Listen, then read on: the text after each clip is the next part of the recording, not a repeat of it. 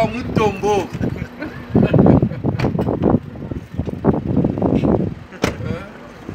Comment ça se dit ici?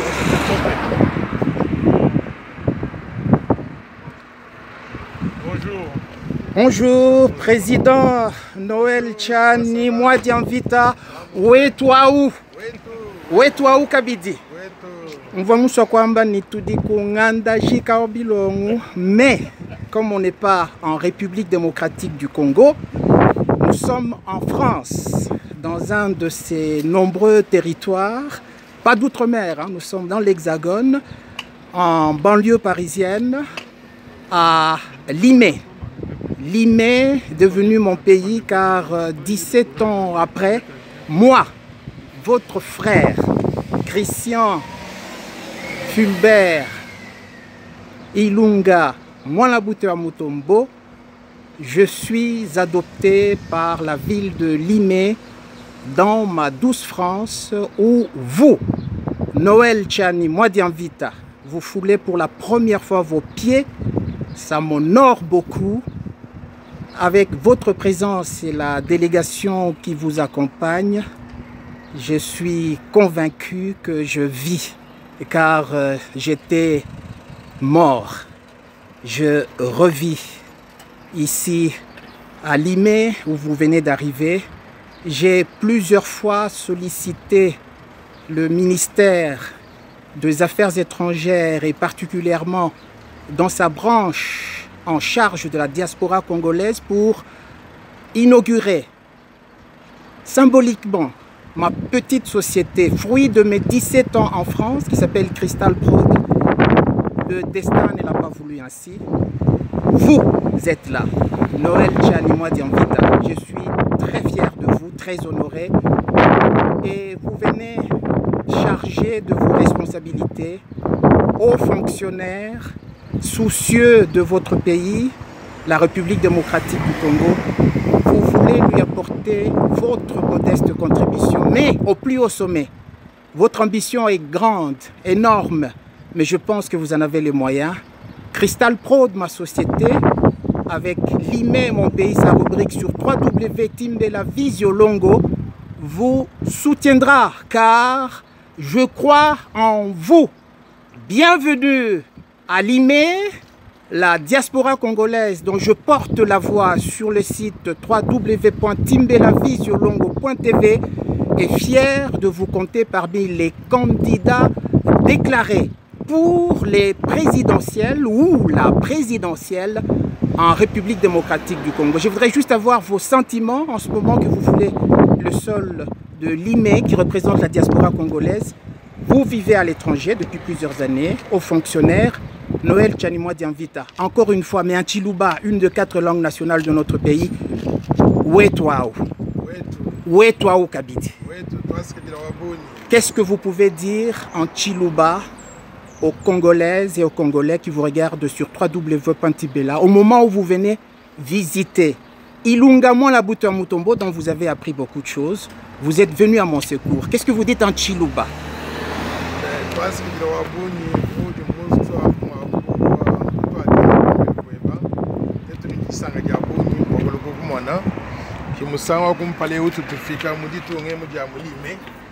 Donc c'est notre plaisir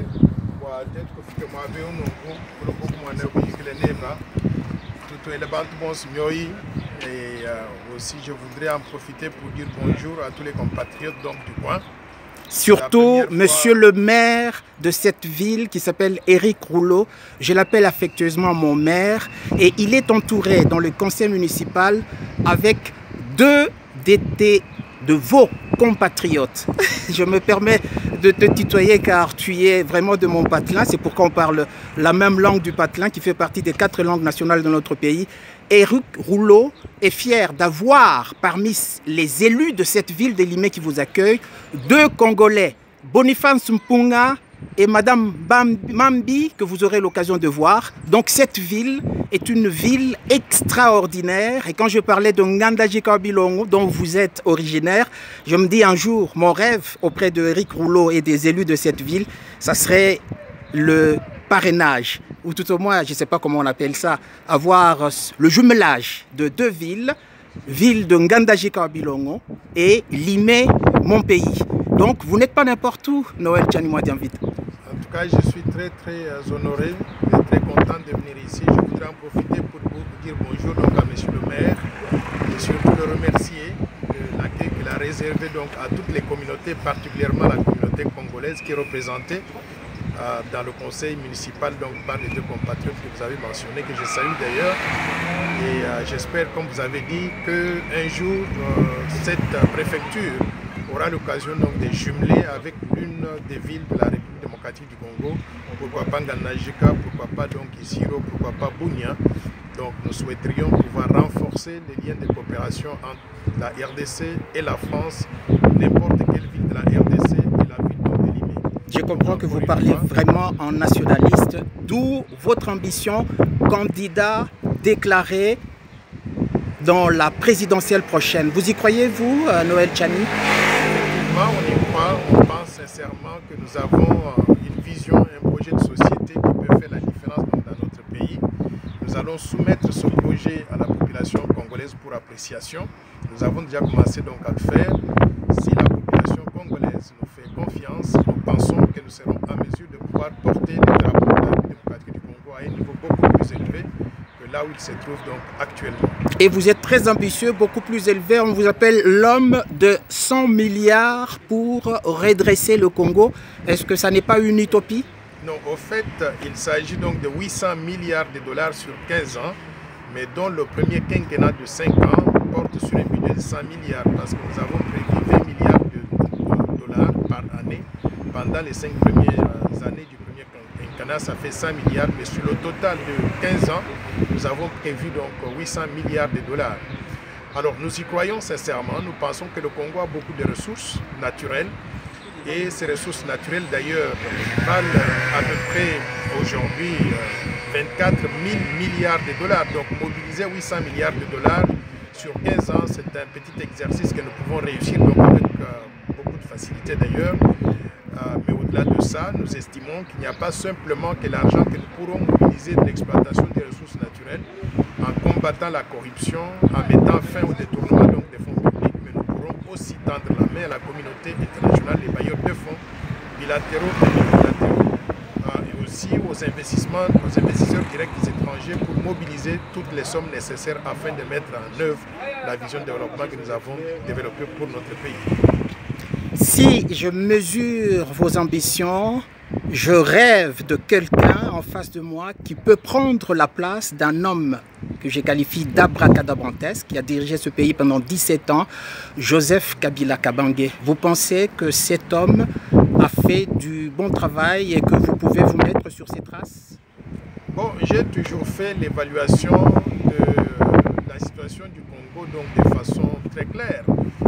Sur plusieurs domaines, on constate que le Congo donc, a échoué.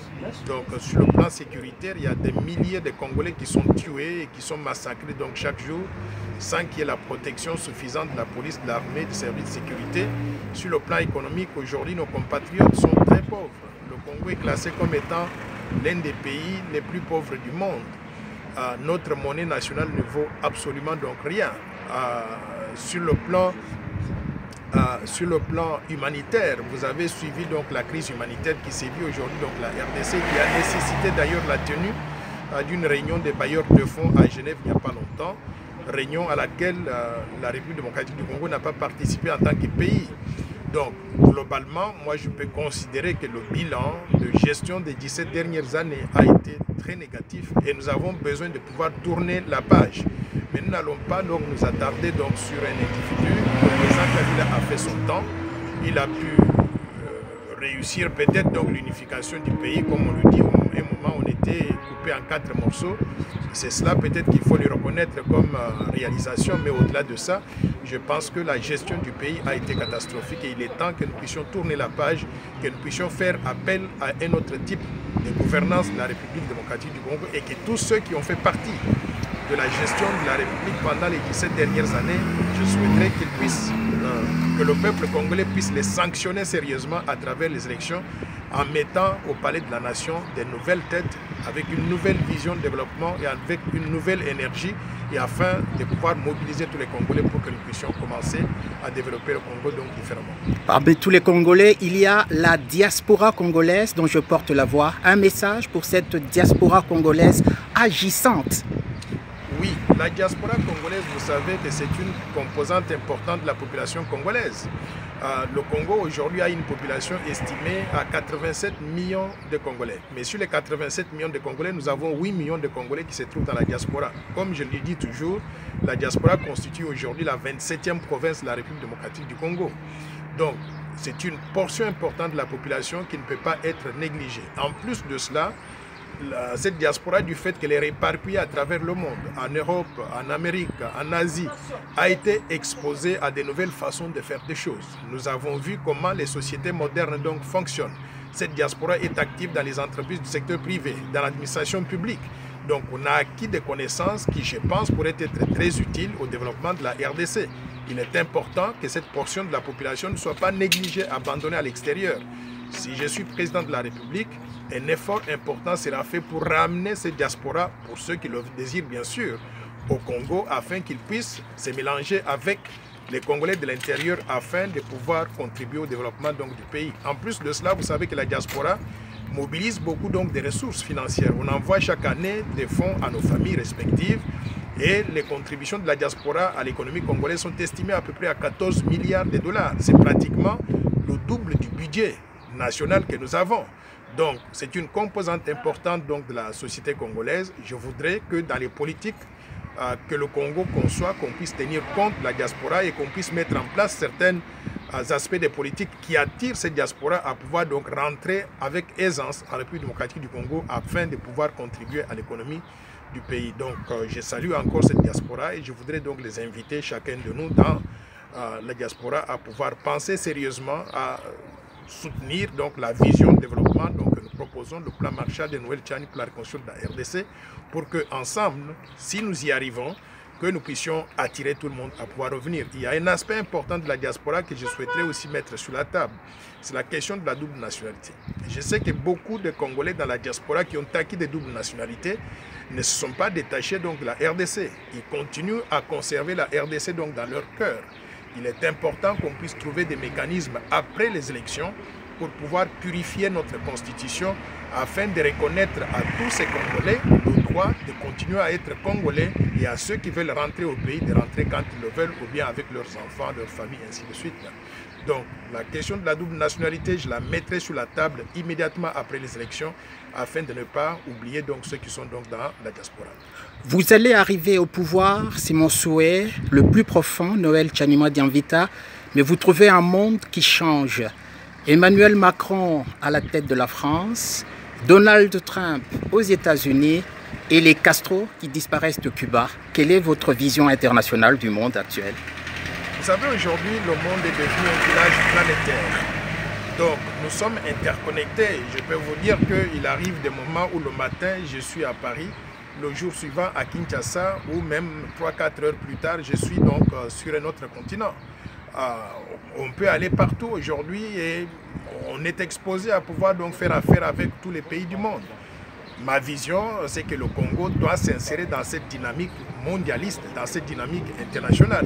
Déjà en renforçant la coopération avec les pays africains. Tous les 9 pays voisins de la sous-région, nous avons une population de 280 millions d'habitants quand on prend le Congo avec les 9 voisins.